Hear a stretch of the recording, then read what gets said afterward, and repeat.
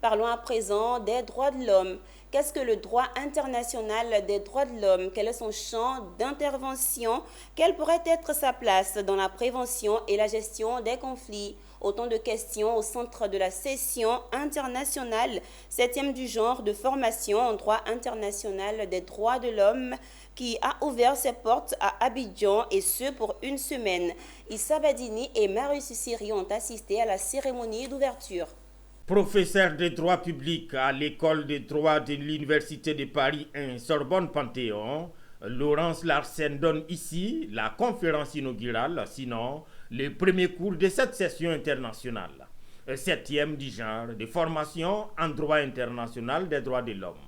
Une conférence inaugurale qui justement a pour thème la construction du droit international des droits de l'homme. À la manœuvre donc de cette formation qui démarre ainsi, les fondations René Cassin et Friedrich Naumann pour la liberté, pour qui cette formation tombe à point nommé. Nous vivons à une époque où malheureusement les conflits armés, tant nationaux qu'internationaux, tant en Afrique que dans le monde, dans le reste du monde, sont une réalité pour de nombreuses civilisations. Et notre engagement envers les principes fondamentaux des droits de l'homme, ce n'est pas toujours facile de se battre pour ces droits quand tout autour de nous, c'est la dévastation engendrée par ces conflits. Mais il est essentiel de ne pas perdre de vue le fondement sur lequel repose la véritable paix et la sécurité, les droits inaliénables de chaque être humain.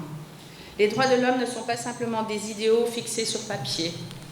Ils représentent la boussole morale de notre civilisation et sont le fondement sur lequel nous pouvons bâtir des sociétés justes, libres et sûres. Même si la géopolitique inciterait à la résignation, des connaissances solides en matière de droits de l'homme ne seront jamais vaines. Des formations telles que celles dispensées cette semaine constitueront toujours des agoras essentielles pour apporter l'équilibre, la nuance et la complexité du droit dans un monde que d'aucuns aimeraient nous rendre manichéens. Unanime qu'il faut promouvoir et défendre les droits, surtout dans un contexte de fragilité régionale et internationale. C'est aussi l'avis du Conseil national des droits de l'homme de Côte d'Ivoire, conseil d'ailleurs qui va prêter ses installations à la session de formation.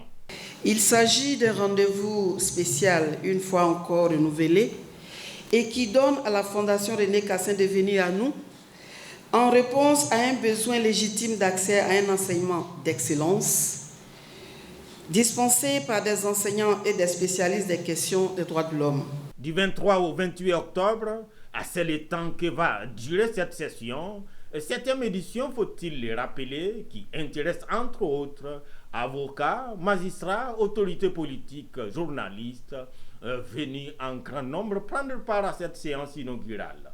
Cette session intervient au moment même où la communauté internationale célèbre le 75e anniversaire de la Déclaration universelle des droits de l'homme. Sachez aussi que